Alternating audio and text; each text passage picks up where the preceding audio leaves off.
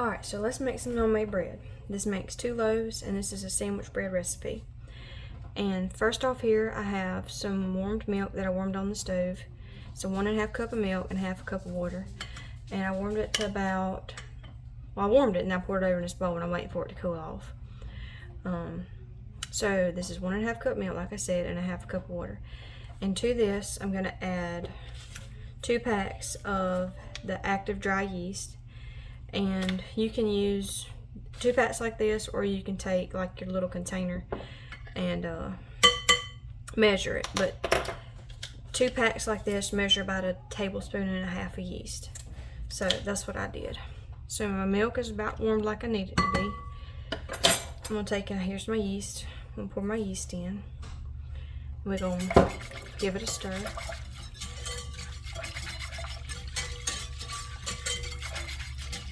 Alright, now that that's mixed in, we're gonna wait for about 10-ish minutes, something like that. So let me pause you and set my timer for 10 minutes. Real quick, it started blooming. I have the dishwasher going too, so it might be kind of loud, but anyway, that's what it's looking like. You can see it popping up every once in a while, blooming. That's satisfying. I don't know why, but it is. Okay, so here's our yeast mixture. We have it bloomed here. And to this, I'm going to add 1/4 cup of honey. So here's our honey. Here's 1/4 cup. So there's your honey. And I'm just going to take my finger and go up in there and get that honey out. And then to this, you're going to add an egg. Oh, let me go rinse my finger off. There's our egg. And we're gonna add just a little bit of salt since, hold on, I'm getting ahead of myself. Let's add, you're supposed to add 2½ teaspoons of salt.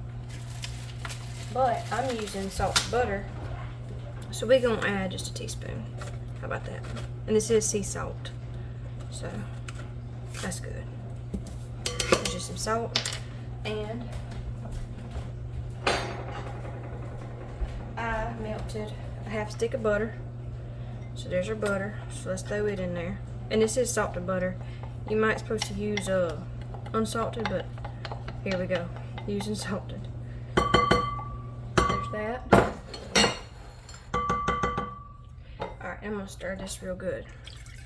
So this is our honey, 1/4 cup of honey, 1/4 cup honey. Oh, let's see, did I already say that? Yeah, 1/4 cup honey, about a teaspoon of salt, 1 egg, and this is our yeast mixture, which is 2 packs of active yeast, 1.5 cups of milk, and ½ cup of water.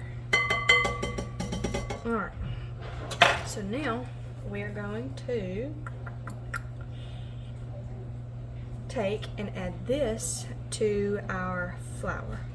Or we can actually take and go ahead and, alright, so here's our mixer. Let me scoot over here like this. So to this, I'm just going to go ahead and pour this over in the mixing bowl. And to this, I'm going to add 6 cups of flour. I ain't sure if I mentioned how much butter, but it was just a ½ stick that I took and melted in the microwave. But I'm spooning and leveling my, let me show you. I'm spooning and leveling my flour here. This is the way I do it. So I just kind of fluff it up with my spoon, lay it on top. And this is King Arthur brand flour, so the all-purpose. You could probably use bread flour, and it would probably work fine. But I'm gonna spoon and level 6 cups, and then turn my mixer on. All right, there's my 6 cups. Lock it down.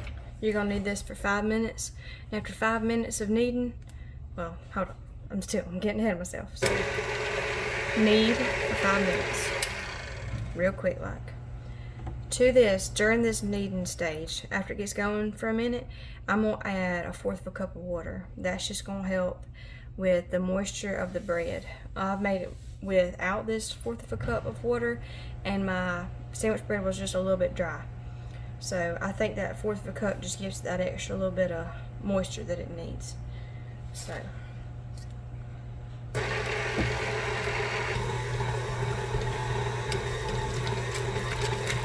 here I am adding in my 1/4 cup of water.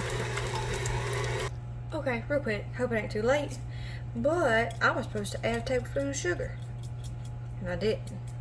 So look at here. That's about a tablespoon. We gonna see. Look at there. Turn it back on. So it's been 5 minutes, and I've been kneading, and this is what it looks like right here. Most of it has attached itself to the hook itself. At this point, I'm gonna let it rest for about 5 minutes, just to let that gluten give a chance to rest and activate and do its thing. So wait 5 minutes. After 5 minutes, you're gonna knead for 10 more minutes on medium low. So let's wait 5 minutes. Okay, it's been 5 minutes. Our dough is rested, and you're gonna turn your mixer back on for 10 more minutes, medium low speed. When I say medium low, I'm not gonna show you because my mixer's loud and it flops all over the place on the counter. Maybe your mixer does this, I don't know. But anyway, you want your dough to be like kind of slung up against the sides of your mixer while it's mixing. When I say medium low, you just don't want it, you know, slow like that. You want it enough to agitate the dough and kind of move it around a little bit. So that's what you want, that's what you're looking for. Do that for 10 minutes. Real quick, if you're mixing and you find your mixer's getting hot because it's been mixing for a while, feel free to take a break and just let your dough rest for another couple minutes, and then continue to mix however long your timer has left. For me, I have 5 more minutes. So I guess you could like knead 5 minutes to rest a couple minutes, knead 5 minutes and then rest a couple minutes, and then finish out your kneading process of 5 more minutes. This is a kneading time of a total for 15 minutes. You can do this by hand, but you're more welcome to do it by hand. That's a lot to do by hand, but I'm gonna let mine rest for a minute or so more and then continue kneading. It's been 10 minutes. This is what your dough is gonna look like after that time. Just take it and lift your mixer up and push your dough off of there. Now this next step, you can either transfer it to another bowl. I'm just gonna leave it in here. Get that off best you can. Move this out the way so you can see it better of what it looks like. So just get that extra. It's gonna be sticky, so don't be scared of it. So for this, you're gonna let it rise for about an hour. You have the option of oil in this bowl. I'm gonna let it rest in there just like that. I ain't gonna mess with it. I'm gonna cover it with a wet towel, and like I said, let it rise for an hour. Okay. Or just a normal rag was gonna fit over mine, and I wet it just a little bit and wrung it out. So there you go. Let's wait 1 hour. I just want to show you right quick. This is my bread, and you know how I throwed that towel over it. This is what it looks like. So it's just a lot. It was probably like, I want to say like down in there, and it's already, you can see it's doming up over the bowl. So it's rose a pretty good bit. And I have about 15 minutes left on my timer. And so during that time, I'm going to show you how to butter your pans and do the next step. Alright, so I got 2 pans right here. They ain't the same. It's fine. If you want like since these are wider, let me see if I can show you the difference. I ain't got my other pans over here. But I was going to show you there's this like wider kind, and then there's a more narrow, shorter kind. I use these bigger ones. They tend to work better than the smaller pans. I guess if you wanted a taller bread, you could go for the smaller pans. But I mean, this bread is going to be pretty tall. But anyway, these are the 2 pans that I use. Here's a stick of butter. This is salted butter. And all you're going to do is take, and you want to rub butter, you can tell, until you coat the whole entire thing. And this is a cold stick of butter I just got out the refrigerator. This is actually the other half of that, of the stick that we melted to go on our bread. So this is just a, you can use, honestly, any kind of butter. I don't know about cooking spray. I've never done cooking spray. So that's what you're going to do. You're just going to rub it down, rub that one down, and I'll show you what you do next. Alright, this is what I'm talking about. See this pan here? It's smaller than this. To me, if I'm thinking, okay, 2 loaf pans, I would think something like this. I've never tried this one. This one's, of course, smaller than both of these. Smaller than both of them. So, you're welcome to try it. I mean, you could even take the little metal tins, like you can buy from the store, and make like a bunch of smaller loaves. That's completely up to you. I've only ever done this kind. So, I just want to show you the size difference between these two. If you have this kind, go for it. If you ain't got one this big, this is your next best option, I would say. I'm going to take and lightly flour the counter. And here's our bread right here. You're going to punch it down, get all the air out of it. And I've had this problem last time I did this. This thing got stuck on here. So let me pause you and get it off. So I got that off, and that's what your bread looks like. So I'm just going to pull it out. You're going to divide this in half and put it in your loaf pans. So I ain't worried about what that little bit's left in there. So you can just pinch it off, but I got this dough scraper. I'm just going to divide it in half. You could weigh this too to get an even amount,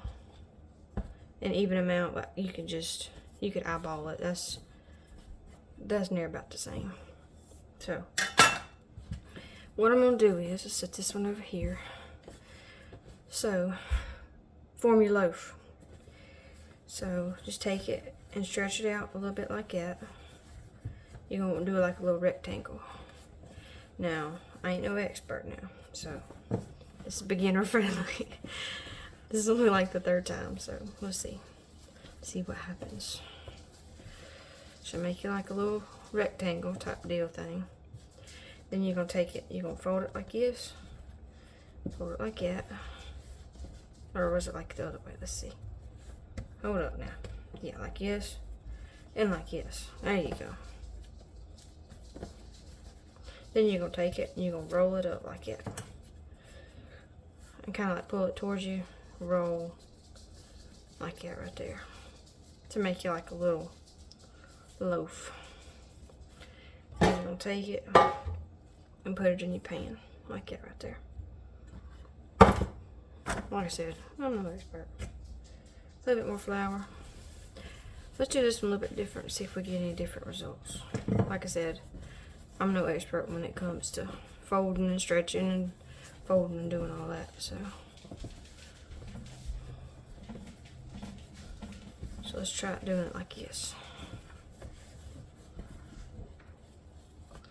Let's just do, let's see, do it like this now this time. See if we get something different here. Towards you, towards you, towards you, like that. Stick this one in there. There we go. So that's what they look like. That one probably looks like it's supposed to be like that. Maybe the ends on this one's supposed to be folded in. I don't know. We'll see. I have 2 cloths here. Cover one up and cover the other up. Like that. And we're going to let them rise for an hour. And then come back. Here's our bread after 1 hour of rising, and you can see they have more than well doubled in size. Was that right? You can tell our little rag we put on there, it's pretty high up there. And anyway, just want to show y'all I'm fixing to set my oven temperature to 350 degrees. I have about 10 minutes left on my timer, and it takes about 10 minutes for my oven to preheat to 350. So I'm going to do that, and as soon as my oven's preheated, I'm going to stick them in there. Here we go. Moment of truth right here. Look at there. That's so pretty. So there's one. And see these bigger pans? They work just fine. And this one, he's pure trying to come out of his pan. So, 350, 30 minutes. Here we go. Here we go, look at there. It has been 30 minutes. Let's take these rigs out the oven. And here they are. Look how pretty. And you can actually tell a difference. This one and that one. I folded that one different than this one, so I'm guessing it made somewhat of a difference. So you can hear it. We'll go get some butter and rub on the top of them. If you're intimidated in making homemade bread, this is beginner friendly. This is something you can do if you've never done it before. It ain't too hard. So try your hand at it, see how it goes. Hey, if it don't work the first time, don't give up. Try again. So there's your homemade bread right there. It smells wonderful. Your whole house be smelling like homemade bread. So there you go. That's what it should look like.